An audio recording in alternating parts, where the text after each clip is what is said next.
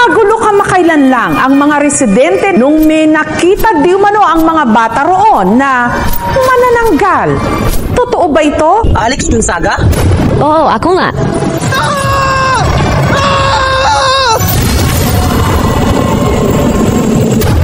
Ang mga di umano'y nakasaksi, ang magkaibigang itago na lang natin sa pangalang Aljen at Georgia.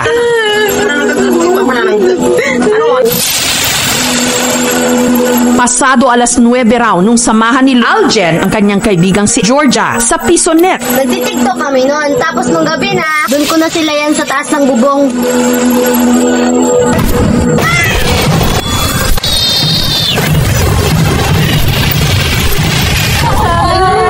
Nalata ako tumata.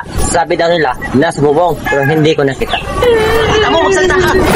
Di umano, meron silang nakitang nilalang na lumilipad sa bubungan. Ano nangyari? Ano nakita mo? Magsalita ka! Kita ko, manananggal! Manananggal? At ang sinasabing kanilang namataan. Manananggal? Manananggal o aswang? Nakita ko talagang manananggal siya. Tapos ang haba-haba ng pakpak niya. Lahati yung katawan niya. Tapos parang nag-smile siya. Tapos lumipat siya sa kabilang bahay. Sabi ko sa kanya na paano ka? Hindi niya ako sinagot. Tumakbo lang siya. Pagtingin ko sa ibabaw, yun na ang time. Kita ko nakatalikod lang siya. At maging ang kapitbahay nilang si John Real, pinatotohanan ang salaysay ng mga saksi. Nung naramdaman ko ang malakas na hangin, lumabas ako at napalingon-lingon ako sa gilid at gilid. Tapos pagtingin ko sa taas, doon ako may nakita na may isang manananggal na may mahaba na pakpak. Sa tingin ko, parehas lang kami nakita. Sa kanya, nakaharap, kaso sa akin lang nakatalikod. Ang kinatatakutang nilalang, nakita rin daw ni Rick. Maglabas ko para umihi, bigla akong nakakita ang babaeng nakatuwad. Hindi ko nakita yung mukha niya, pero yung buhok niya itim. Tapos nakatuwad siya. Kinabukasan, sinabihan ko yung mga kaibigan ko, tinatawanan lang nila ako. Akala nila nagbibiro lang ako. Oo, nakakita nga talaga siya. Kasi si pare, iihi isa na siya. Kaso pagpasok niya sa CR,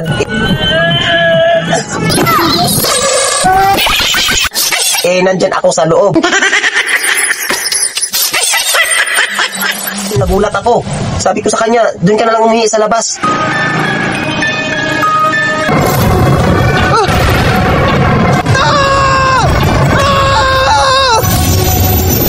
Pero hindi biro ang idinudulot nitong takot ngayon sa kanilang lugar. Ang iba, may handang bagakay o kawayang may palim. Kanya-kanya na rin silang lagay sa pinto ng bawang at asin. Anong mukha niya? Anong malaking mata niya? Sobrang laki! Mahaba yung pakpak. Ang malaki ang katawan. Manananggal siguro pare. Kumuha kami ng artist para mapasketch namin kung anong nakita ng pamangkin ko. Ayun, nag-usap sila ng pamangkin ko. Sinasabi ng pamangkin ko kung anong nakita niya. Tapos idudrawing ng artist. Sa tulong ng sketch artist, iginuhit nila ang itsura ng nakita raw ng mga bata.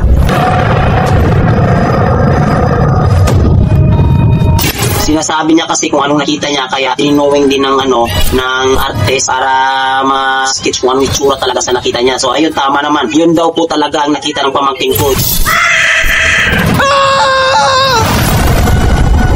Yung ikinalabutan ko po, yung may naramdaman ako na parang may lumilipat, parang may pakpak na narinig ko sa bubong. Walang kanin, ano ba yan?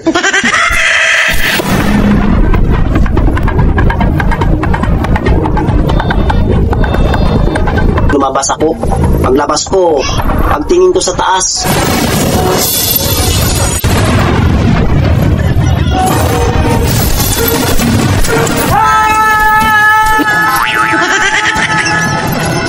ayun, manananggal po talaga. Tapos ayun, tumakbo ako. Tapos parang sinundan niya ako. Nagtago ako sa lubi. Tapos sumunod niya talaga siya sa akin. Alex Gonzaga? Oo, ako nga. Ano mo nalaman? Siyempre, idol kita eh. Sikat ka nga vlogger, tapos artista pa. Yung sikat na vlogger pala, na artista pa, yung si Alex Gonzaga. Siya pala yung manananggal. Buti alam mo. Ako pa. Sulit followers mo kaya ako. Siya nga pala, bakit naging manananggal ka? Sinumpa din ako dahil Ops! Alam ko na yan. What? Huwag mong sabihin na katulad ka din ni Ivana Alawi na gusto niya kainin ang akin. Ivana? Ikaw ba yan? oo, ako nga. Ikaw ang itinakda para sa katapusan ng aking sumpa. Kaya nga ako nandito para Para kainin ako. hindi, para jujuwahin ka at kainin ka. Ha? Sinasabi ko na Bakit ka matatakot? Hindi ka naman mamamatay. sino bang hindi mamamatay kainin ka na? Hay nako, hina utak mo talaga. Hindi. Basta, gusto kita. Ayan. Sabi ko na nga ba gusto mo ako? Gusto kitang batukan. Pati ka, joke lang. Oo, gusto ko yan. Ayan. Umamin ka rin. Sabi ko na nga ba galing-galing ko talaga. Huwag kang maraming salita dyan. Tara, sumama ka na sa akin. Sige.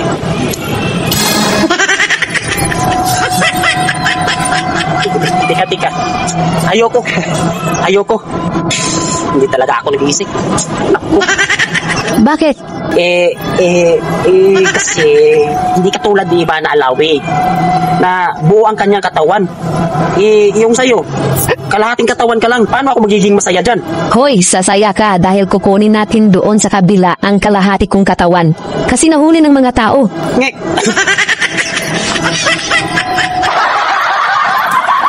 Sinabi ko, baka katulad ka rin ni Ivana nung nakaraang buwan na nakita ko yung manananggal si Ivana Alawi. Tapos siya naman, si Alex Gonzaga naman, naging manananggal din. Magkapareha silang history pero iba pa lang sa kay Alex Parang papahirapan ako. Humihingi ng tulong. Sa kanila raw kasing probinsya, may umaataking manananggal. Ivana? Oo, ako nga. Matunog ang mga bali-balita ngayon. Nasa isang bahay may misteryosong mga tunog na naririnig sa bubungan tuwing gabi. Agad pumunta ang aming team sa Barangay Bued, Calasiao, Pangasinan, kung saan naabutan nila ang takot na pamilya ni Mariel. Hindi niya tunay na pangalan. 5 gabi na raw kasing may nambubulabog sa kanilang bubungan. Nagsimula raw ang lahat gabi ng January 27. Ika-40 days pa man din daw ng kamatayan ng asawa ni Mariel. Nung habang sila'y nagpapahinga, bigla na lang nakarinig ng malakas na pagbagsak sa kanilang bubungan. 3 beses po siyang lumapag nung gabing iyon. Noong una, pinakinggan ko muna. Mas nangilabot pa raw sila nung may narinig silang parang pumapagaspas. Pangalawang beses, iba na, aswang yan. Pangatlong beses, naghanap ako ng pwede kong iano sa bubong kasi baka lumapag na naman siya.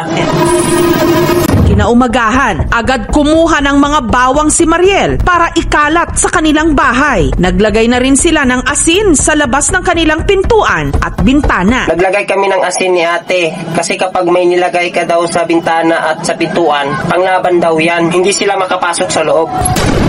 At sinasamahan kami ng mga tambay. Ang iba sa labas. Istorbo nga daw kami sa mga kapitbahay Pagtuntong ng 10:00 ng gabi, may kumalabog na naman daw sa kanilang bubungan. Inaabangan namin. Tapos ako pa mismo ang nakakita.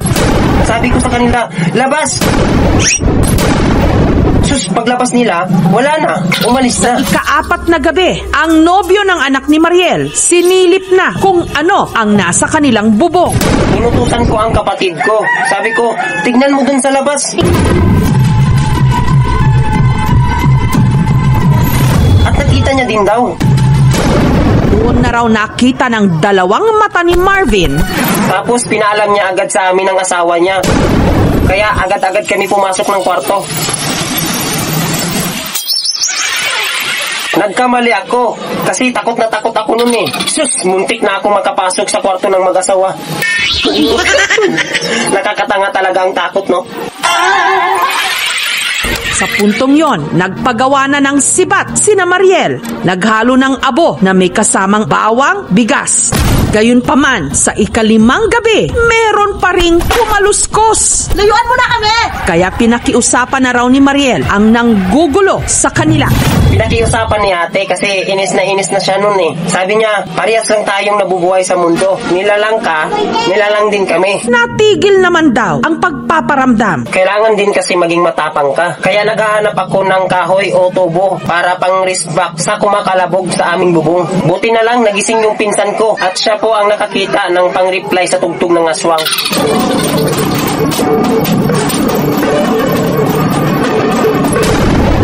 Mga kapitbahay ni na Mariel natakot. Sabi ng asawa ko, manok lang daw. Manok gabi? Walang manok sa gabi. Para mahuli ka kung ano man ang gumagambala sa bubungan ni na Mariel, nagkabit ang aming team ng mga CCTV camera. Ano kaya ang makukunan ng mga ito? Nag-antabay ang aming team sa makukunan ng CCTV.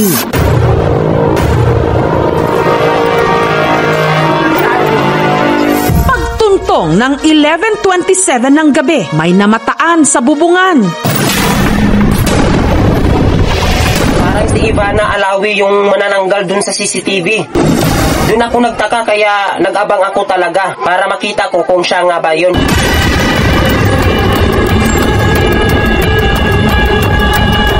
Nagbantay talaga ako hanggang sa nakita ko na siya. Pero parang hindi si Ivana Alawi. Kalahating katawan parang putol po dito. Bigla siyang lumapit sa akin. So ayun, tumakbo ako. Hinabol niya ako ng hinabol hanggang sa...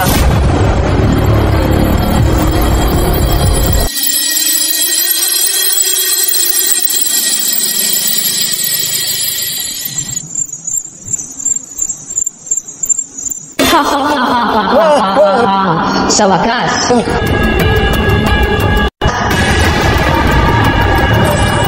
Nag-iibangan niyo siya.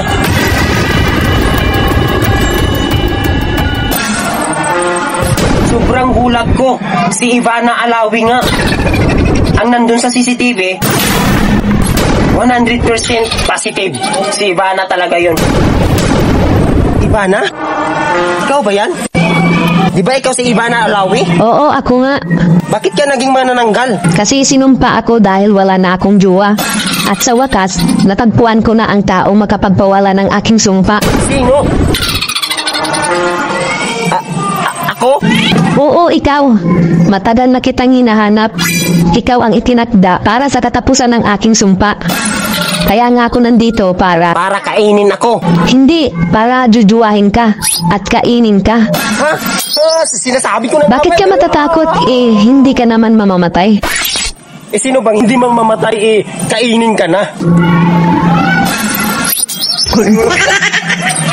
Hay nako, hina utak mo talaga. Gusto ko lang naman kumain ng hotdog.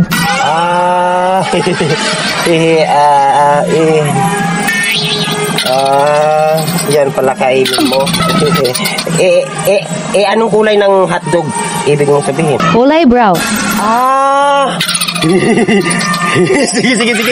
Sige.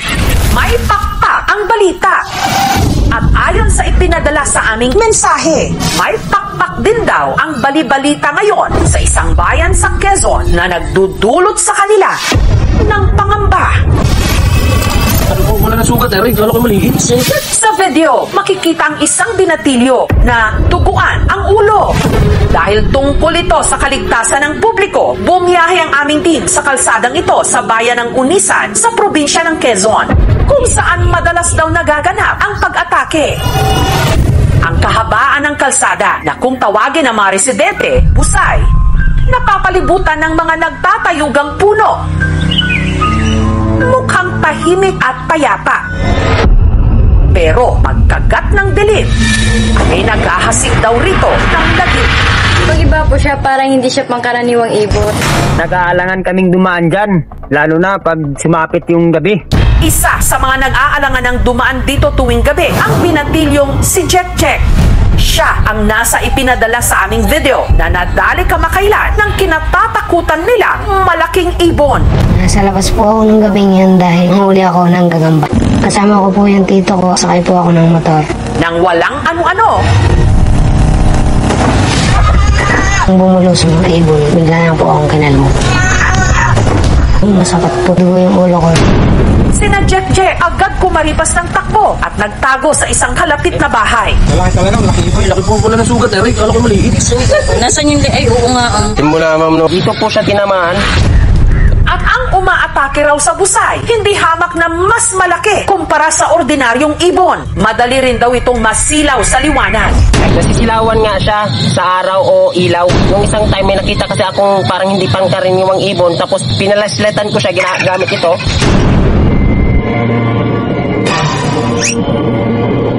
Umalis siya kaagad nung narinig ng mga ganong na balita. Parang wala nang dumadaan dyan na mga tao. Nag-aalangan na kasi takot na sila eh. Baka sila naman ang susunod na aatakihin ng masamang ibon. Gusto man daw nilang iwasan ang kalsada kung saan umaatake ang kinatatakutang ibon. Wala naman daw silang ibang alternatibong ruta. Diyan po madalas na nakikita namin yung umaatake na ibon, ma'am. Minsan diyan sila pumapatong, tapos kapag may dumaan na mga nagmumotor, inatake nila. Ang mga residente ng barangay na sakop ang busay, naaalarma na sa sunod-sunod na ulat tungkol sa misteryosong ibon. Wala ng sugat, Eric. At dahil hindi raw gawain ng pangkaraniwan na ibon ang mang-atake ng tao, at ngayon din lang daw sila nakaranas ng ganon ka-agresibong ibon, idagdag pang hindi ordinaryo ang laki nito. Ang suspecha tuloy ng mga taga rito, hindi ito basta-bastang ibon. Tuwing gabi lang po siya talaga umatake. Para mabigyang linaw kung ano ba itong lumilipad na nilalang na umaatake sa kanilang mga kababayan. Wala ng sugat, Eric. Kasama ng isang mananambal, pinuntahan nila ang isang bahagi ng gubat kung saan pinaniniwalaang nakatira ang kinatatakutang malaking ibon o nilalang. Dito mamo nakatira oh.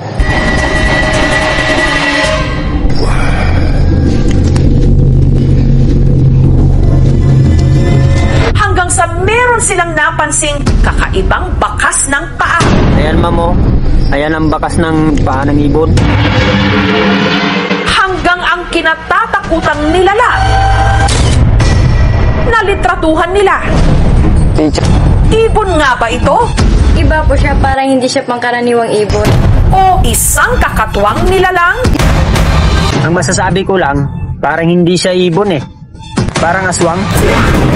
Sa palagay ko talaga, ma'am, parang aswang yun. Kasi kapag ibon yun, pagtuka niya sa akin, di nawala na ako.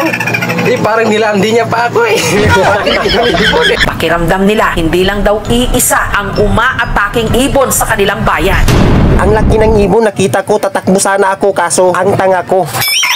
Nung isang araw, dumaan ako dun sa tabi ng daan na tinatakihan ng ibon. Dumaan ako dun, bigla na may kumalmot dito. Nabigla ako. Sabi ko, laki naman ng ibon na to. Kaya takbo ako ng takbo. Sa sobrang takot, parang hindi ko na alam yung takbo ko. Parang walang katapusan yung takbo ko. Parang hindi mo malaman kung saan ako pupunta. Takbo na ng takbo. Yan pala.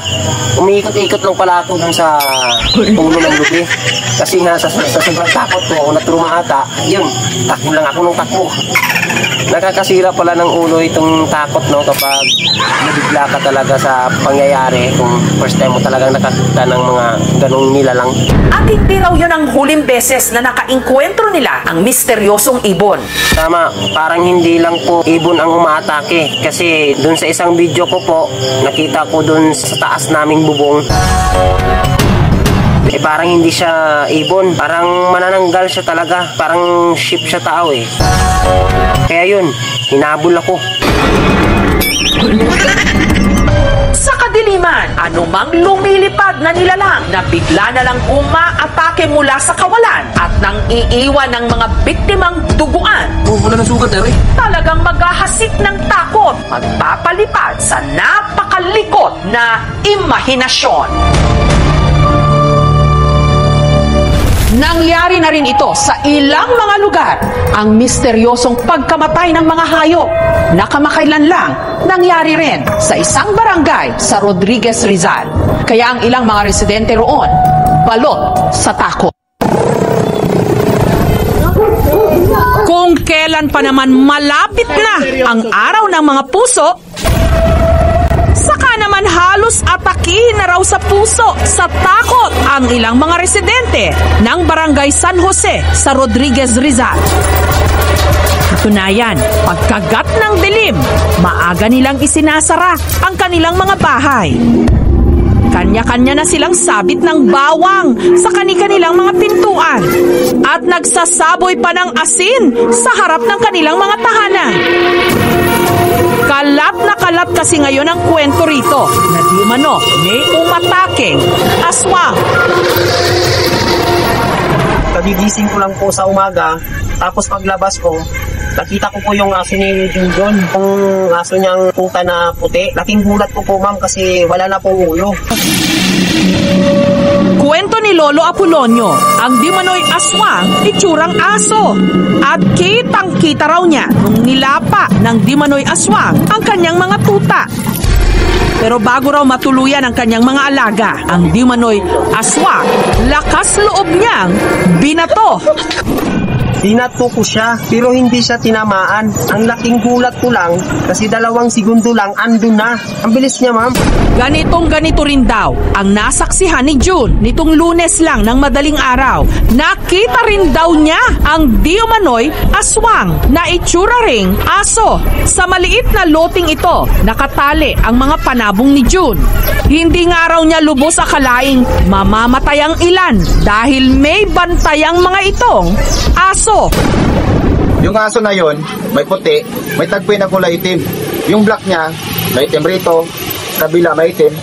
Malaking aso. Hindi lang sina June at Lolo Apolonio ang may ganitong kwento. Pagpunta ko po sa likod, nakita ko po talaga aso. Marami pong dugo yung mukha niya. Tapos, umuungol po siya. Di ko po sukat akalain na aswang pala talaga siya.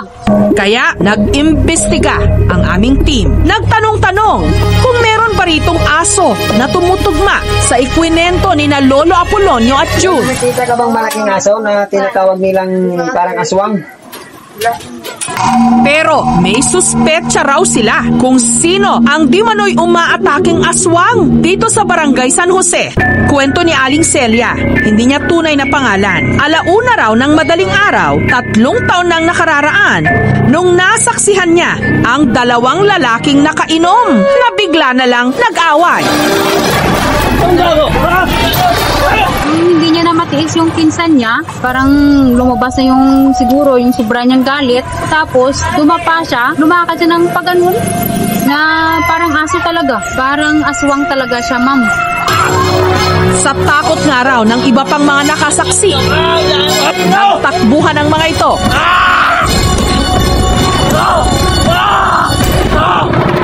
Hinanap ng aming team ang mga lalaking yon. Siyempong may nakapagsabi na ang isa sa kanila nagkataong naroon at bumibisita. Pumayag ang lalaking yon na magpa-interview pero sa kondisyong hindi pakikita ang kanyang mukha bilang proteksyon na rin daw sa kanya at sa kanyang pamilya. Laking gulat ng aming team sa kanyang inamin. Kasi po yung time na maliit pa kami, sinasabi sa amin ng kamag-anak namin na huwag kami pupunta sa lolo namin. Kasi ang lolo namin aswang daw. Ani ni Lando, hindi niya tunay na pangalan. Tubong Mindanao raw talaga ang kanyang pamilya. Pinagkamalas ng aswang, may namatay na bata doon sa... Siya po ang pinagbintangan na pumatay sa bata. Sabi ng magulang ko na uuwi kami ng Maynila para hindi raw kami madamay. Hating gabi raw nung nakita niya ang kanyang lolo na nasa bubungan. Nung bigla raw itong nag-anyong baboy. Isang beses lang po nung nakita namin, nag-anyong siyang baboy. Doon lang po kami naniwala. Sabi namin, lo, bakit yung anyong baboy? Pero hindi raw po. Sabi niya, binasahan ko lang kayo ng lapin. Kaya ang tingin niyo sa akin, baboy.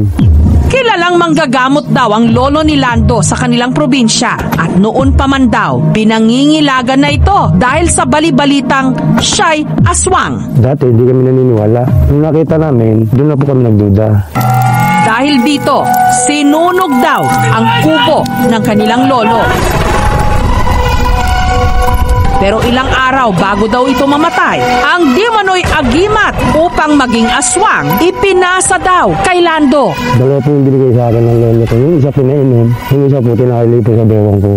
Tapos yung sa pinsan ko naman, bato po yun, pinakain sa pinsan ko. Hanggang napadpad ang pamilya ni Lando sa Rizal. Pinatutuhanan din ni Lando ang kwento ni Aling Celia sa nasaksihan nitong pakikipag-away niya. Siyempre, ako po, nangyari ako, parang nangyari ako sa sarili ko, bakit nagkagalan ako, na hindi ko po akalain na may ganun pala ako. Kaya ninukulo sa sarili ko na tatanggalin ko yung hindi niya ako. Pero nung nalaman daw ito ng misis ni Lando, agad siyang hiniwalayan nito. Sising-sisi si Lando na sa kanya di mano ibinigay ang agimat ng kanyang lolo, pati raw ang kanyang pamilya nasira, hanggang napagpasyahan niyang itapon ang agimat na yon. Nakita ko kasi na binigay sa kanya yung agimat. Tapos binigay sa kanya yung agimat, yung manok ko pa mismo ang kinain niya. So doon ako nagalit, parang nagtanim ako ng ganti. Tumahimik talaga ako, ma'am. Kinuha ko yung agimat. Kinuha ko yun kasi gagamitin ko siya sa mga magic.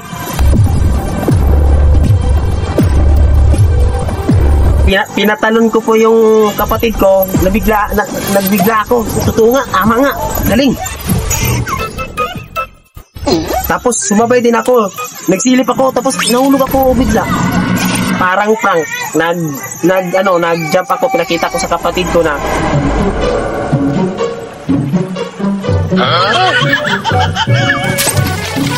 pagtalon ko po, lumusot talaga ako sa ilalim na parang nasa loob ako ng tubig. Tapos sumunod po yung kapatid ko. Pagtalon niya, palpak. Bukol sa dito sa ulo, ma'am. Tapos, ma'am, yung sa bandang huli parang humina po yung magic na yung agimat. Kasi pinag-aralan ko yun. Nagtaka ako, bakit humina? Kasi nag-magic ako na, nagtatay kasi ako noon that time. Tapos gusto ko sanang mag-magic na yung may babae rin na nakahubad.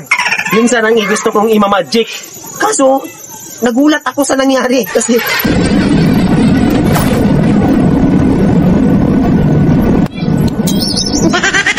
may nalaglag na tissue galing sa taas, parang sa langit. Nalaglag siya. Parang magalit ako na parang natawa kasi nga, alam siguro ng magic, nagtatay ako. So siguro, binigyan ako mula sa taas, pababa, na binigyan ako ng tissue para pang uli ko. Talaga yun. Natawa ako sa kwento. Tinutukan ng ilaw sa mata, sinabuyan ng asin, bawang, at itinali pa. Ano to, yung mo din sa mon? Ano ka? Anong ginagawa mo dito, ha? Hinahanap ko yung tita ko. Hinahanap ko yung tita mo, nandun sa taas ng bubong. Imposible naman yan. Ang hinala kasi ng mga residente. Hinahanap ko yung tita ko. Hinahanap yung tita mo, nasa taas ng bubong. Ano yun, ibon? Tignan mo ha, nangurug-gurug ka na. Siguro lalabas na yung pakpak, lilipad ka siguro, no? Pero marami ang nagsasabing malinaw na paglabag sa karapatan ang ginawa sa kanya. Sa ganitong sitwasyon, kaninong karapatan nga ba ang mas mananaig? Ilang gabi na raw nakaririnig ng mga kaluskos sa bubong ang mga tiga Negros Occidental. Ganito po kasi, may nakita po kami na dito, parang may kumakalas sa bubong. Nakita ko, sir, na nandyan ka sa taas, sa bubong, tapos bigla siyang lumipat papunta dito dyan sa pintuan. Yan, hindi magagawa ng tao. Sigurado aswang po siya, sir. Dahil sa takot, marami sa kanila nagsihanda pa ng armas. Hanggang nito lang Miyerkules. Umakyat ako sa itaas, tapos doon ako dumaan sa may bintana. May nakita akong butas, kaya sinilip ko. Tapos meron akong nakitang tao na isang babae. 12:00 ng gabi yun. Kinuha ko po yung baslay ko. Tapos pinutukan ko siya po sa dinadaanan niya. Hindi siya tinamaan, bigla siya agad tumakbo. May nakita ko nga may nagatuwad-tuwad. Kaginalukab niyang atop. Nagkuha ko dahil isang binangon Hindi ko ma-spec kung ano sa klase elemento. Kaya mo to nga gintayaan ko sa nga ara kada kalit lang sa nagdalagan kaginlaktod niyang 3 ka atop. Dahil dito, hinabol nila hanggang na-corner ito ng taong bayan sa tubuhan. Hinahanap ko yung tita ko. Hinahanap yung tita mo? Nasa taas ng bubong? Ano yun, ibon? Ang balitang ito, mabilis na kumalat at nakarating kay alias Ruby. Pagdating Ruby sa sitio, laking gulat niya na ang nakatali, walang iba, kundi ang niyang pamangkin na itago natin sa pangalang Dolores. Kabudlay bala sinahaw nga makita mo aktual nga halin sa liog pangato sa pilas ngaging labo nila. Ti amo tong hambal ko sa iya nga ang ngaging ano kagid nila haw. Si Dolores pinakawalan at nakauwi na sa kanyang bahay. Nadatnan naming balisa ng hihina. Mga banda, alas 12, nagbangon siya. Nagiuyatan ko man iyang hakamot. Ti siling niya, mangihi ko danay. Ti hambal ko. Ti, sige, dali lang, ay mangihi man ko. Ay parang maoptan ko man siya.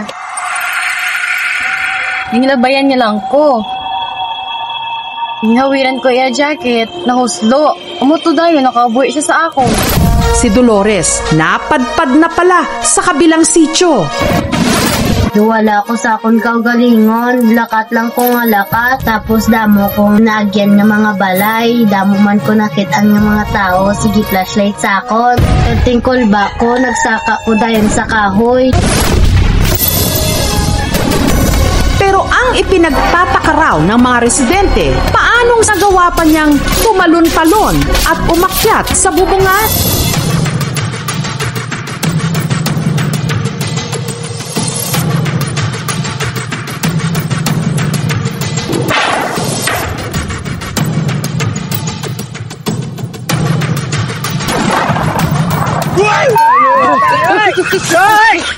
Bigla na lang may sumilip na higante.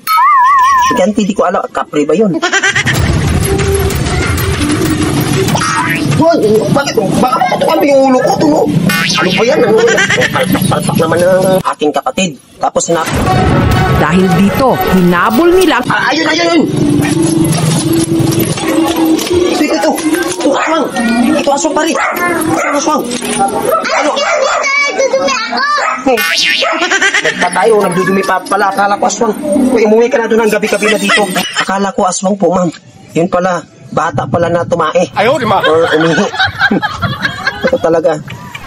Ang nilalang na matagal na nilang kinatatakutan. Parang tao, kulay itim. Nakit ko talaga ng mga ngipin. Naninindig po, balahibo po. Nangangain daw ng tao. Lagi po nila akong inaabangan.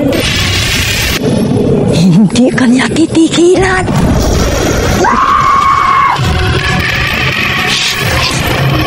Di mo na ako pwedeng takutin ngayon! Sinis yan.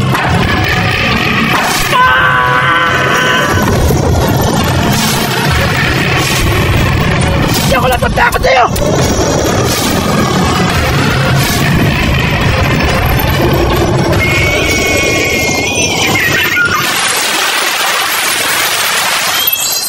Ang nanay na anak ko po si Honey.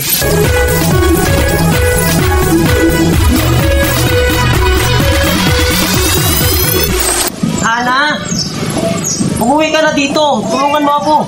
Eto na po, Tito. Pakita po. Tito, pwede na ba ako magpagupit? Kahit hanggang balikat lang, haba na kasi ng buhok ko eh. Ano ka ba, Hana? Gusto mo bang bumalik ang dati mong sakit? Alam mo naman, dyan ka sinuwerte sa buhok mo na yan, di ba? Nananalo ka dahil sa buhok mo na to, swerte ito, Hana. Eh, Tito, parang ang bigat na kasi ng buhok ko eh. Mamaya, ang talampakan ko na to. Iba pa rin ang babaeng mahaba ang buhok. Sige na nga, tay.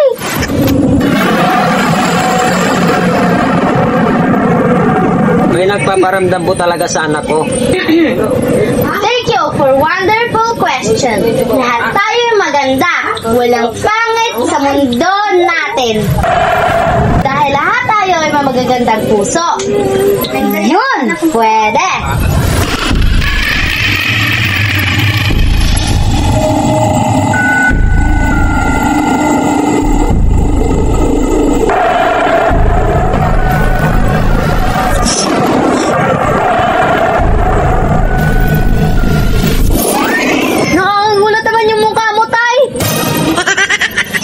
Ano? Hindi tayo, may nararamdaman lang akong kakaiba. Nakakatakot. Hay nako nak, guni-guni mo lang yun. Pati ako na pinagkakamalan mong aswang.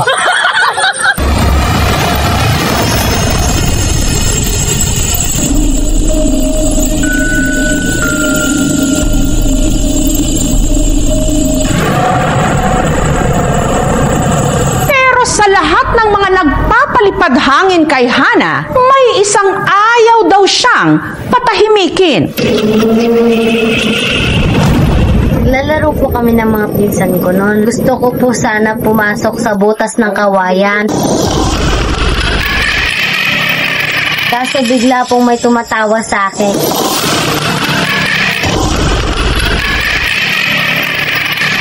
Ang lalaki po ng mga ngipin niya. Tapos yung mata niya lumiliwanag. Katakot ko po, hindi ko siya kayang titigan.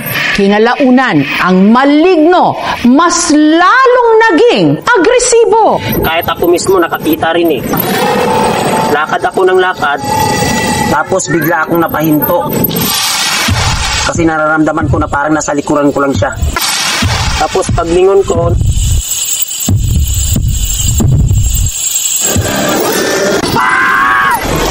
parang natatawa po si Bungis-ngis na nakakatakot po yung tawa niya.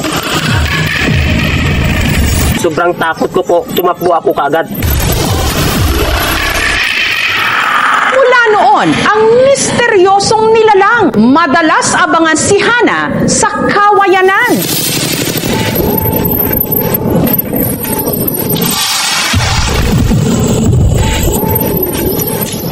Dito lang ako, Tito. Ito ba ang boarding house mo? Opo, Tito. Ito po yung boarding house ko. Sige. Alis na ako ha. Mag-ingat ka dito. Okay. Bye, Tito.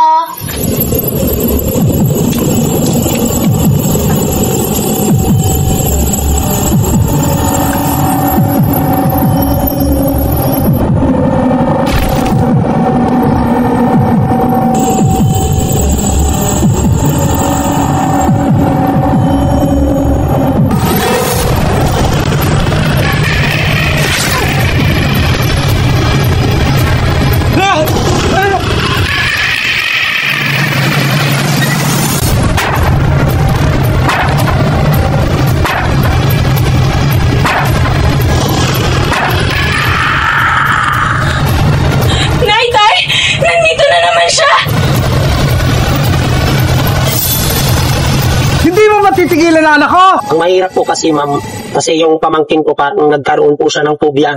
Kasi kapag sa tuwing makikita niya po yung puno na kawayan, sobrang takot na takot siya. Hindi niya kayang lapitan. Naaalala niyang lahat ng mga nangyayari sa kanya. Pupuntahan ko po sa yung kawayan na kung saan madalas nagpapakita yung bungis-ngis.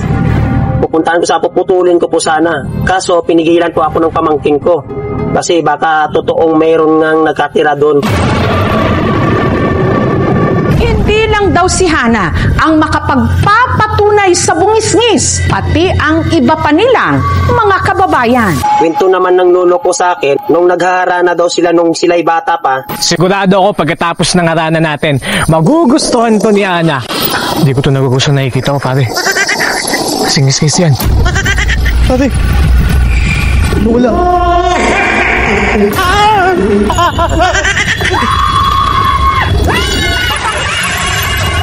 Sobrang takot ng mga kaibigan niya nung nakita si Bungis-ngis na nakangisi. Alam niyo naman yung ngisi ni Bungis-ngis, yung nakakatawa na nakakatakot na tawa na parang kakain ng tao. Ganun. Tapos yung isang kasama po nila, parang nagiging bading sa sobrang takot niya.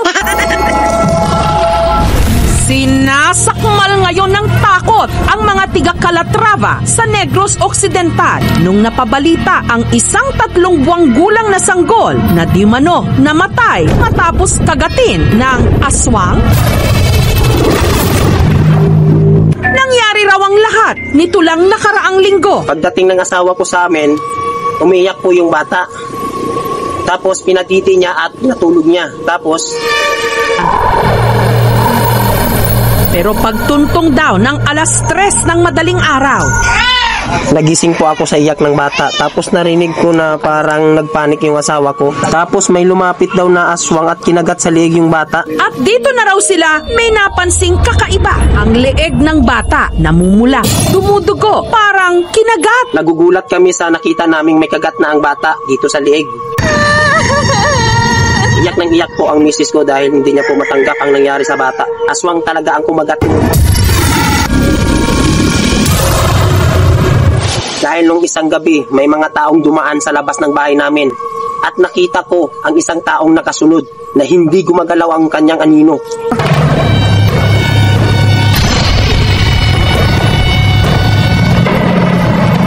Agad akong lumabas nung nakita ko yun. At sumigaw ako ng tulong sa mga kapitbahay namin. Aswang!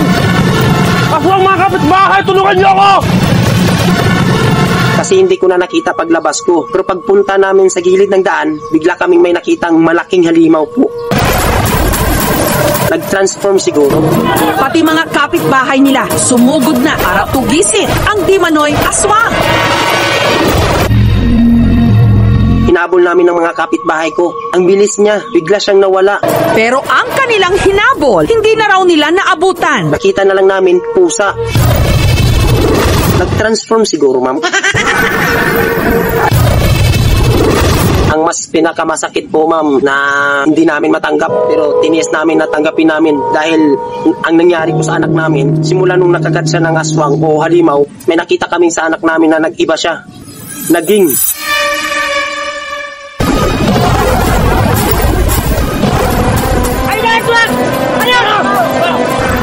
Naging zombie po siya, ma'am. At yun, bigla kaming natakot, nagulat kami, nagpanik kami, lahat ng mga nasa loob ng bahay, lahat kami napalabas po. Ang anak namin ay hindi na tao. Naging zombie po, ma'am. Ang bilis niya pong tumakbo. Nabigla kami lahat, pati lula namin, papa namin, nagising. Ang bilis niyang nakatakas. Tapos nung nahuli namin siya, binalik namin sa sakuna. Akala namin magiging tao na siya. Pero ganun pa rin, ma'am.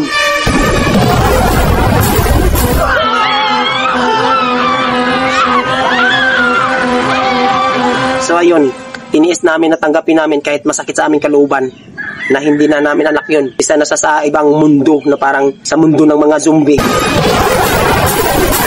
At dahil doon, ilang years na po ang nakalipas, ang bilis lumaki po yung anak namin na zombie. At nakontrol niya, naging parang isip tao na rin kasi may alaga na siyang mga buhaya. Ang mga buhaya, kapag mayroong nabiktima po ang anak namin, dinadala po sa lugar ng mga buhaya. At yun, ang mga buhaya niya, nakabuka yung bunganga nila kasi naghihintay sa anak namin na may makuha siyang bagong biktima.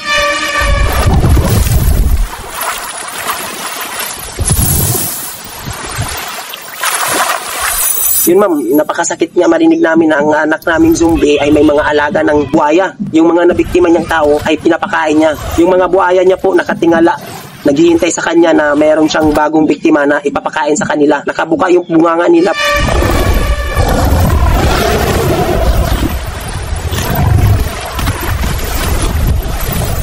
Tapos, simula nung tiniis namin, natanggapin namin na hindi na namin anak yon kasi zombie na. Simula nung tinanggap namin, lagi na ako nang nagiginip ng masama. Tapos, yung panaginip ko po ay parang nasa taas ako, nasa tanawin po ako, na malalaglag po ako sa lupa. Napakataas po.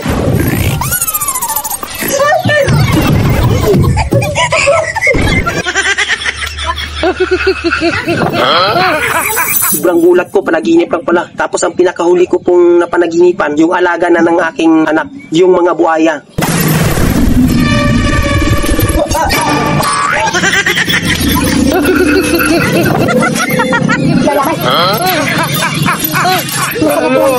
Ayaw, di ba?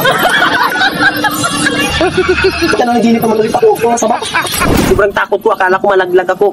Sus, naku, panaginip naman ulit, ma'am. Wala naman daw kakatwang nangyari sa magdamag. Marahil dahil gulong-gulo sila o dala ng kanilang kalungkutan o dahil sa magpahanggang ngayon sa mga malayong lugar, marami pa rin ang naniniwala sa mga aswang kahit wala namang pruweba.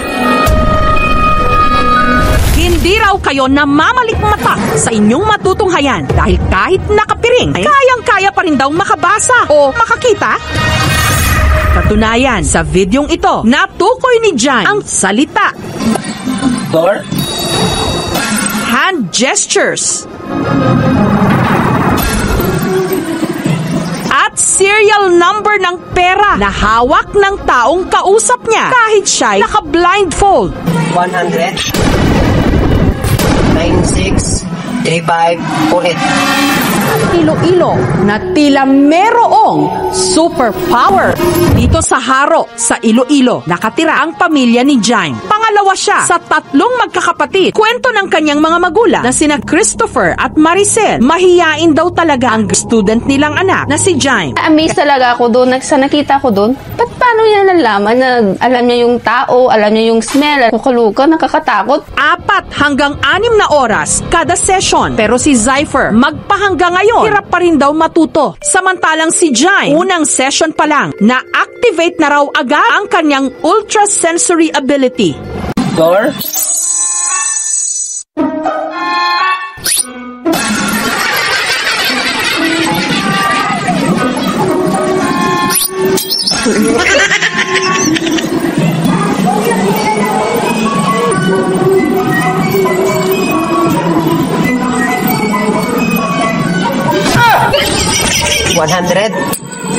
Sabi ko ulitin mo nga, parang sa amoy lang nilang matatanda. Hindi kasi ako makapaniwala. Para patunayang wala itong daya, sinampulan pa ng mag-ama ang aming team para masigurong walang maaaninag si Jaime. 2 beses pa siyang piniringan para pahulaan kay Jaime.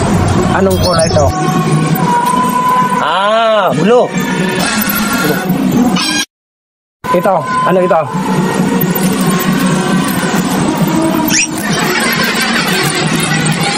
Energin. Ito. 555. Ha? 555 tuna ba? Anong tuna? Adobo. Ito, anong kulay ito?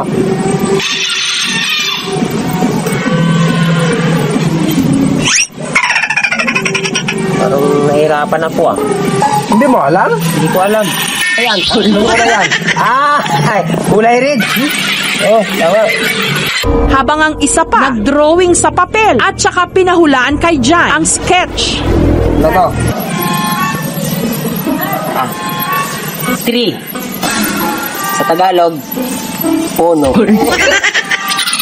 Ang kakayahan daw ni Jaime na matukoy ang mga bagay kahit na nakapiring ang kanyang mga mata. Nagagawa raw niya dahil sa mas aktibo niya pandama, ang amoy at pandinig.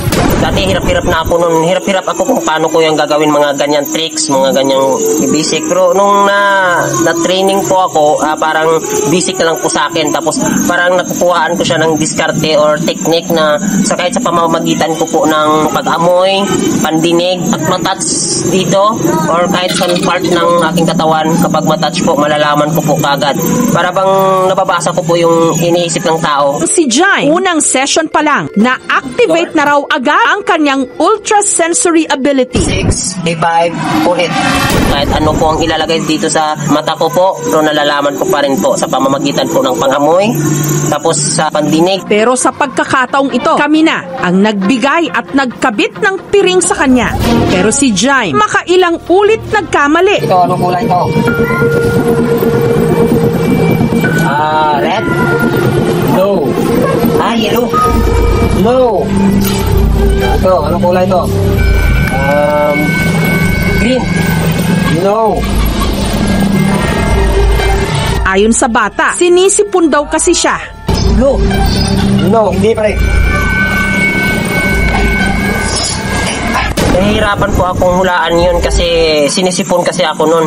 Kasi kapag sinisipon po ako, mahihirapan ako sa pag-amoy. Parang maliit lang pong maamoy ko. Humingi ng break si Jaime at saka siya suminga. Iba yung pakiramdam ko, parang tatay na ako. Parang nalabas na si baby. Parang anak na ako, mag-CR muna ako. Humingi pa ako ng break kasi nakakaramdam na ako nun ng na parang aanak na ganun. Parang tatay na ako nun kaya humingi pa ako ng break tapos pumunta agad ako sa CR. Nung nakapagpahinga, sumalang ulit at sa pagkakataong yon, sunod-sunod na siya tumama. Bumalik pa ako at saka doon ako tumama kasi okay na ang pakiramdam ko eh. Parang wala na pong sagabal, wala na pong distract. Wag. Kami lang para sigurado kita makakita. Green. Parang nahulaan niya dapat. Kasi hindi na ako sinisipon at saka nakapagtayo na ako. Ito, ano color to? Orange. Anong bagay to? Hindi pwede hawakan, no? Okay, hanapan ako. Pwede, isang challenge lang. Pwede bigyan mo lang ako ng kahit anong clue. Isa lang. Sige, bigyan kita ng clue. Sa ilalim ng puting ilaw. Ilaw! Ilaw! Tama! Tama! Ito. Ano to? Isda. Anong isda? Anong isda? Isda sa lata. Hindi pa nga ako tapos magsalita eh. Tama, no? Sabi ko sa'yo eh. Alam ko yan. Parang masamang binabarak mong pare. Limang daliri. Tama ako, no? Ito talaga. Gutom na kasi ako eh. Tamang-tama. Kasi naaryan na yun. Di pa nakapagtain na ako. Gutom naman na po ulit. Thank you sa sardinas, ha.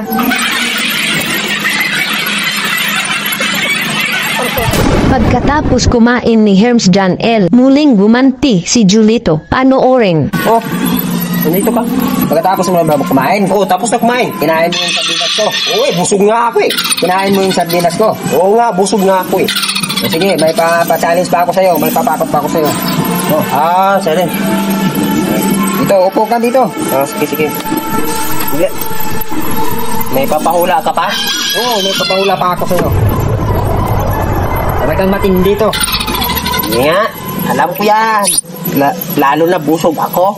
Tapos hindi na ako sinisipon. Mas lalong alam ko na yan.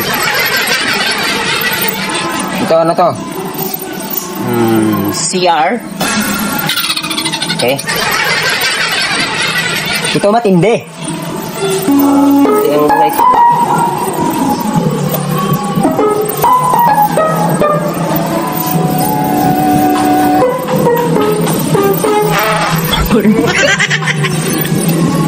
No. Ito. Ayan na. Ibang amoy yun ah. Ibang-iba. Saan ba yung lukong yun? Ang madalas na content ng vlogger na mula Davao de Oro, prank videos. Nariyang nagpapanggap siyang pulubi at saka manggugulat. O hindi kaya manggugood time.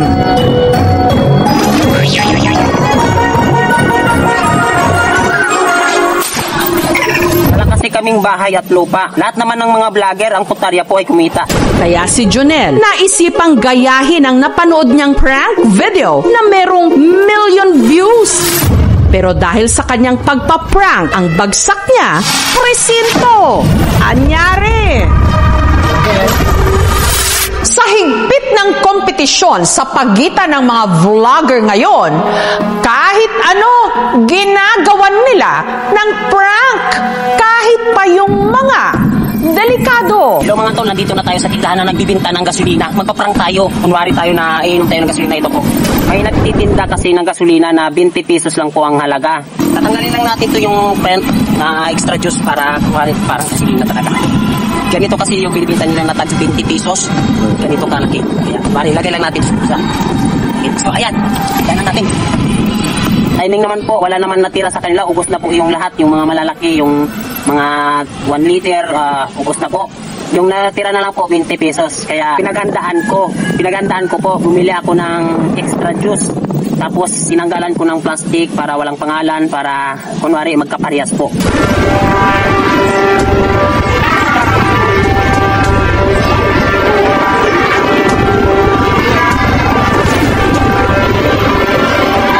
Hinihintay ko talaga na tumingin sila sa akin, tapos bago ko iinumin. Hanggang ininom na nga ni Jonel ang kunwari gasolina. Nung tumingin na po yung nagbabantay ng tindahan sa akin, ininom ko na po. At umarting biglang nahilo. Nang hina at napaupo. Si Jonel meron pang kasabwat. Pero ang prinang nila na gasoline boy na si Carlos, ay, kuan eh. Naganap ya Carlos ka. tumakbo tumakbo para humingi ng saklolo sa rescue team ng WAB. Ang mahirap po, nauwi kami sa kulungan. Di ko po talaga in-expect, ma'am, na darating yung ambulansya. Mama lang naman ako sa kanya, ma'am, para kumita siya ulit. Talaga nakakadismaya. Hindi to biro na trabaho. Talaga nakaka-istorbo. Right after the incident, we filed the case dun sa fiscal for alarm and scandal dun sa dalawa. Sina Jonel, arestado. Ito ay parte po ng custodial investigation po nila. 12 hours po yung reglementary period po nila. Matapos makulong ng halos kalahating araw, sina Jonel pansamantalang nakalaya. Humingi po kami ng pasensya na sana wag na lang nila ituloy yung kaso kasi wala po kaming laban dyan eh. Mahirap lang kami. So doon po, nagpapasalamat po talaga ako na pinakawalan na kami. Pagkatapos po nung nakalaya na kami, nag-explore ako ng bagong niche, ng bagong vlog. Sumali na lang po ako sa AGT Got Talent. Nagustuhan po ng mga judges.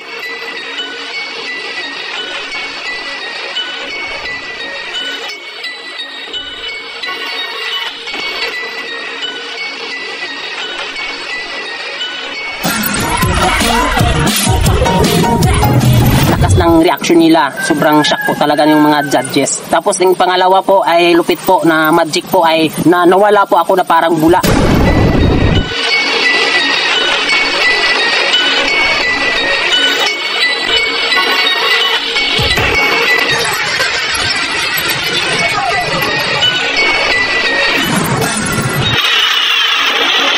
At pangalawang pasok ko po dun sa AGT Got Talent, nag-ano ako, nag-magic po ako na mayroong sa balde. Ang una ay parang papel lang po yung nilagay ko, tapos paglabas ay pusa.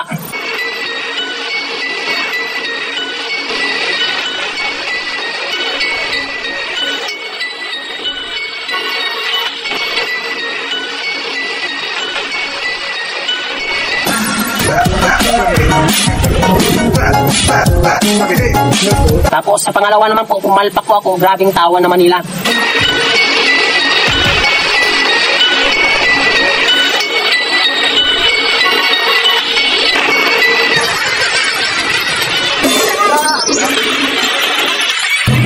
Nagsitawanan po yung mga audience, saka judges. Yun po ang palpak na ano ko. Pero okay naman, nag-enjoy naman. Tapos doon naman po sa dalawa kong kapatid po na namamangha po sila dahil di nila alam na akala nila sira na ulo ko. Pero doon sila napapahanga na bigla akong nawala.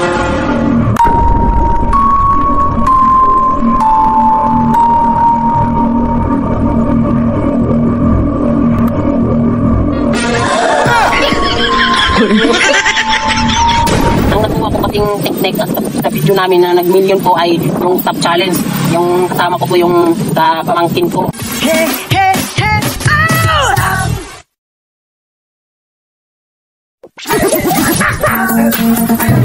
Pagbukas ng umbrella ko, dun po tumama. Parang nasip po ako.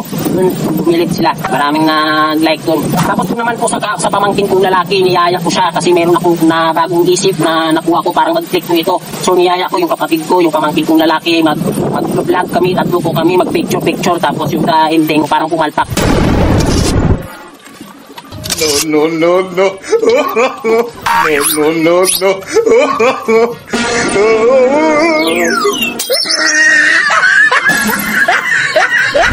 May isang lalaki sa mystical island of Siquijor na meron daw kakaibang kapangyarihan. Kaya niyang basahin ang iniisip ng iba. Naisip niyo ba kung kakayanin niyo ang larong ito? Kailangang mahulaan ang pagkakasunod-sunod ng 3 baso. Karamihan sa mga hinamon, nahirapan siyempreng mapagtugma ang pagkakaayos ng mga bote.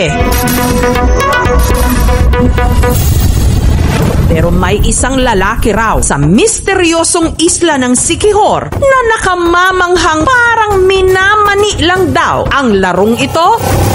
Nagawa niyang hulaan ang pagkakasunod-sunod ng mga bote kahit hindi niya ang mga ito nakikita. Hindi lang isa, hindi lang 2, kundi 3 beses pa. Legit yung mga taong marunong mag-mental telepathy. Memorize lang yan. Siya si Simon, na nanindigang walang hocus-pocus o daya kung paano niya ito nagawa. Wala po yung daya. Pero meron siyang inamin. Meron lang akong special talent. Kaya ko pong magbasa ng isipan. Totoo nga bang may kakayahan siyang magbasa ng isipan? Marikot kasing utak ko. Meron lang akong mga iniisip na pwede kong maging abilidad. Bigla na lang yan napasok sa isip ko at pinag-insayuhan ko at tumama talaga lahat, ma'am, yung mga challenge na. Wala po talaga daya yun kasi on the spot lang po talaga yun. Yung ibang kasamahan ko po, puro mali sila. Pero ako, tumama po lahat, ma'am, ng ilang beses po. Ayon sa pananaliksik ni Simon, ang tawag daw sa espesyal niyang abilidad, mental telepathy. Hindi ko akalain na magagawa niya yun. Parang siya lang talaga ang may abilidad na gawin yun. Akalain mo? 3 beses na inulit? Tugma lahat? Pero sa tuwing ginagawa niya ito, kapag nahihirapan po ako sa pag-iisip, parang sumasakit po ang parte ko po dito. Hindi raw alam ni Simon kung paano siya nagkaroon ng ganitong kakayahan. Pero ang hinala niya, baka raw may kinalaman ang kanyang lolo't lola. Parehas po kasi silang manggagamot. Yung ginagamot nila po yung hindi kaya ng doktor. Naisip ko baka sa huli ganun din ako. Sige nga ang di umano mental telepathy skills ni Simon. Subukan natin. At sa pagkakataong ito, i-level up pa. Dahil kung dati, 3 bote lang ang kinailangan niyang pagtugmain. Ngayon, 5 na. Nakapisig na ako. Kwenta na ako kung binigyan. Siniguro rin nilang hindi nakikita ang pagkakasunod-sunod sa laman ng kahon.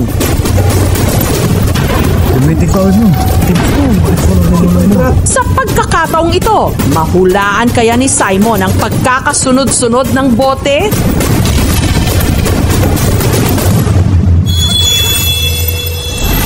Sa unang round, 3 garapon muna ulit na may iba't ibang kulay ang kailangang ma-match ni Simon sa pagkakasalansan ng garapon na nasa loob ng kahon. Ano yung kinakabatan nyo? Ito na po yung kita ni ordinaryong tao. Gawat.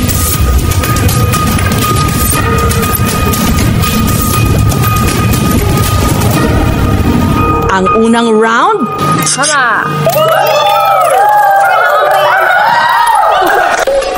ikalawang round, nagdagdag ang aming team ng isa pang garapon. 4 na ang kailangan niyang mapagtugma.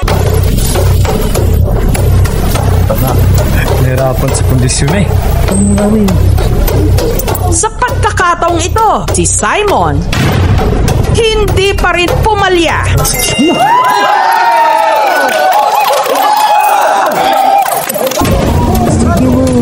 Ano kaya ang magiging resulta? Lalo na kung gagawin na nating 5 ang bote.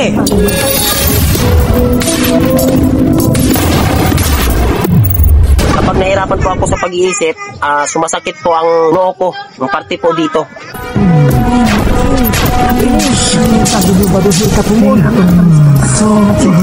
Bagong gupit ka ngayon. Si Simon, kapansin-pansing tila nahihirapan na. Sa huli, 3 lang sa 5 garapon ang kanyang napag-match. Masakit na kasi yung ulo ko, ma'am, kaya parang nahihirapan ako sa 5. Pero meron naman akong technique, ma'am. I-challenge niyo ulit ako, makikita niyo.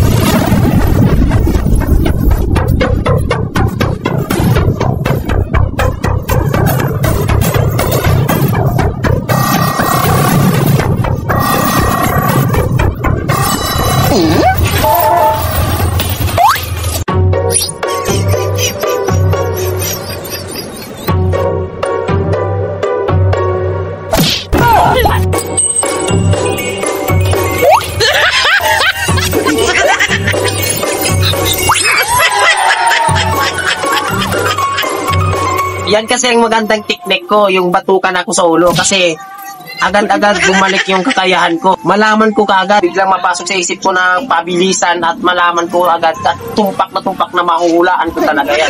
Saka sa huli, ma'am, naisip ko, why not kung nakakahula ako, nababasa ko yung isipan, pagpraktisan ko siya na magiging magic. Nag-concentrate ko ako. Tapos yung nabalabas ko yung parang 2 bola. pinagpagsak sa lupa at nagiging maliit na swimming pool. So ayun, nagnaruto pa ako, nag-change ko ako at pinalipad ko yung dalawa. Pinabagsak ko sa tubig at ang isa rin pinabagsak ko rin sa tubig. At saka ako, gusto ko maranasan, bumagsak din ako mismo sa tubig. Tapos ma'am, nung nakontrol ko na po yung magic, nagawa ko ng mag-magic. Tapos, merong nagpamalas sa aking magic at saka naging palpak na. Dahil nung nagkakapi po ako, nabigla ako, parang bigla na lang may bumagsak na maniit na tao, parang dumindi. Bumagsak sa kapi ko.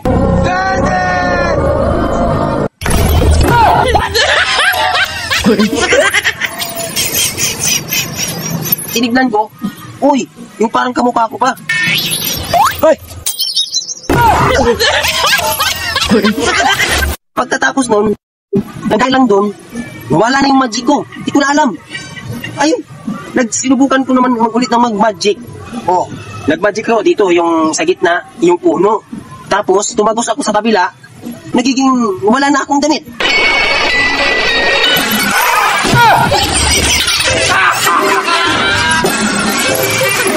Wala na akong damit. Tumagos lang ako sa kabila, tapos pagbalik ko, mayroon namang damit. Ang daming kumatawa sa akin. Nahiya tuloy ako. Hay nako, walang hiyang mga audience.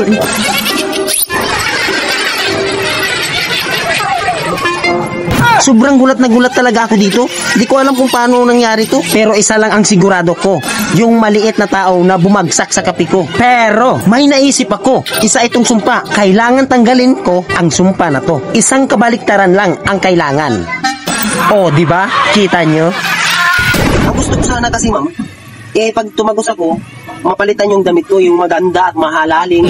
Bakit pagpunta dun sa dulo, wala akong damit? Anong kala niya sa akin? Papuntahin niya ako, patrabahoyin niya ako sa club? Ano ang gagawin ko? Imbes na magpa-action-actionista, magiging matsudansil ako? Na parang yung malaki yung hindi dito malaki? Yung puyag-puyag yung malaki? Nababasa ko rin po ang iniisip nyo. Ang ating utak sadyang makapangyarihan. Pakailang ulit na naming naikwento rito ang kaso ng mga nawawalang damit panloob ng mga babae. Ngayon naman, pati pala damit panloob ng lalaki. Palaisipan ngayon sa mga tiga-barangay pinaglabanan sa bayan ng Goa sa Camarines Sur ang kwento tungkol sa isang lalaki na sunod-sunod daw na nawalan ng kanyang mga brief. Sabi niyan po sa may sa loob yun, sa may tubig, malapit sa tubig. Matangas yung ilong niya tapos matangkad siya. Gwapo. Nakatext ko na po dati. Natunto ng aming team ang lalaking ito, si Rico. Masama raw ang kanyang loob dahil sa 2 linggo, umabot sa 15 ang nawawala niyang mga damit panloob. At nawala raw ang mga ito sa pagitan ng alas 7 hanggang alas 10 ng gabi. Isa-isa lang sir, pag naliligo ako, pag sinasampay ko, isa lang yung nawawala. Kada paligo ko, nawawala talaga yung mga brief ko sa labas. Hoy, sino mo na brief ko? Brief na lang, tinira pa Kaya ngayon, natuto na raw siya ng leksyon. Sa loob ng bahay na lang siya nagsasampay. Yun nga lang, nasundan pa rin ito. Isang gabi, nung umuwi ako galing sa baryo, nawala yung isang brief ko, yung sinampay ko sa loob. Nung umuwi kami galing sa ilog, mga alas 10 ng gabi, yung 2 brief ko, dun sa nilalagyan ko, nawala din sir. Nakalak naman yung pinto, tsaka yung bintana. Sabi ko, hindi na to biro, may pumapasok talaga sa bahay namin. Mag-isa lang naninirahan si Rico sa kanyang kubo sa tabi ng ilog. Malayo ang pinakamalapit niyang kapitbahay. Pinakamalapit na ang ilang mga kasamahan niya sa pag-aani ng talong. Hindi rin naman daw mamahalin ang kanyang mga panloob. Kasi may mga tao talaga sir na tatawanan ka dahil sa luma mong brief. Ako, simple lang, pero di nila alam na ako'y nasasaktan. Hindi ako natutuwa. Pagamatawang-tawat siya ang iba sa kanyang problema, si Rico hindi natutuwa. Kasi nung dati sir, lumang-luma yung mga brief ko. Kasi yung iba, lumalabas na yung mga galter. Nakailang bili ka na brief? 2 beses po sir, 130 ang tatlo. Ang pangalawa naman, 190 kasi 6 yun Pero dahil nalimas ang lahat ng kanyang mga damit panloob, bumili ulit si Rico ng 6 pang bagong mga brief at para raw masiguro na wala ng dedekwat sa mga ito. Kinalik ko lahat. Yung pinto, bintana, at saka yung lagayan ko ng brief. Paulit-ulit ko siyang inikot para hindi siya madaling masira. Yon ang akala niya dahil pag-uwi niya, ito ang tumambad sa kanya. Ang nylon cord sa pintuan sa likuran ng bahay, pinutol. Pati na rin ang tali sa bintana. Pati ang lalagyan niya ng damit kung saan nakalagay ang 6 na bago niyang brief, pinutulan din ang lubid. Sa mga brief dito, pagbukas ko, wala na. Wala na lahat. Isa na lang yung natira, yung suot ko. Pero wala naman daw ibang gamit na tinangay. Dito ko lahat nilagay, tsaka yung wallet ko. Pero hindi naman nawala yung pera. Talagang brief ko lang talaga ang pakay. Parang kinagat ng maliliit na ngipin. Kaya si Rico naghinala na ang may gawa nito, hindi tao. Sa tingin ko talaga, maligno ang gumagawa nun. Nasundan niya ako, sir. Kasi nawawala lang yung brief ko kapag galing ako sa ilog. Kung tao ang papasok, marami sanang mawawala. Yung cellphone, pera, pero wala kahit isa. Yung brief lang talaga. Ang mga magulang ni Rico na nasa Maynila ngayon, minsan na raw may naramdamang nakakakilabot sa kubo ni Rico. Narinig ko. Mayroon kaming narinig na umuungol. Gumaganon siya. Gising ka. Nakakatakot, sir Parang dire-diretso siyang umuungol. Nag-flashlight ako, pero parang wala naman akong nakita. Dahil dito, agad umuwi mula Maynila ang kapatid ni Rico para samahan siya. Umuwi ako galing trabaho. Natatakot kasi ako sa kanya Baka mapano o baka nakawin siya ng maligno. Dahil lagi na lang daw siyang nawawala ng brief, minabuti ni Rico na dalhin na lang ang natitira pa niyang brief saan man siya magpunta. Baka kasi mawawala naman, kaya dala-dala ko na lang saan man ako magpunta. Kung weekend man po yung gumagawa nun, siguro nanti-trip lang siya or bakal na crush lang sa kanya. Natatakot na. Baka kasi isang gabi, baka kung ano nang gawin sa akin. Ako pa naman mag-isa sa bahay. Nanawagan si Rico sa sino mang nagkaka-interes sa kanyang mga damit panloob. Ikaw, kung sino ka man ang kumukuha ng brief ko, huwag mo nang kunin yon dahil aabangan talaga kita palagi sa bahay. Dahil po doon sa panawagan ko, sir, hindi na po nawawala yung mga brief ko. Yung lighter naman po ang nawawala. Pero binawi ko naman, sir, kinuha ko sa kanya kasi akin yun Bakit? Alam mo na ba kung sino kumukuha? Oo, sir, maliit na tao. Parang duwindi. Nakatira siya sa loob ng puno. Lighter po, lighter. Sige, sige.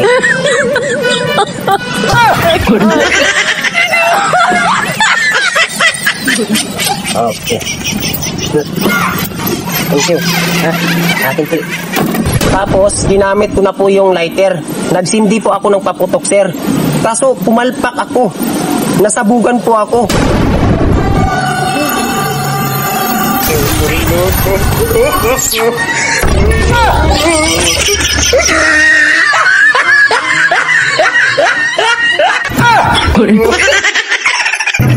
Himala po, sir. Dahil natanggal na yung ulo, bumalik pa. Hindi ko talaga alam, nakaya ko pala nun. Parang himala talaga, parang imposible. Tapos inulit ko pa, sir. Sinubukan ko ulit tanggalin yung ulo nung sumayaw ako. Pero always fresh like body ng babali ng legs.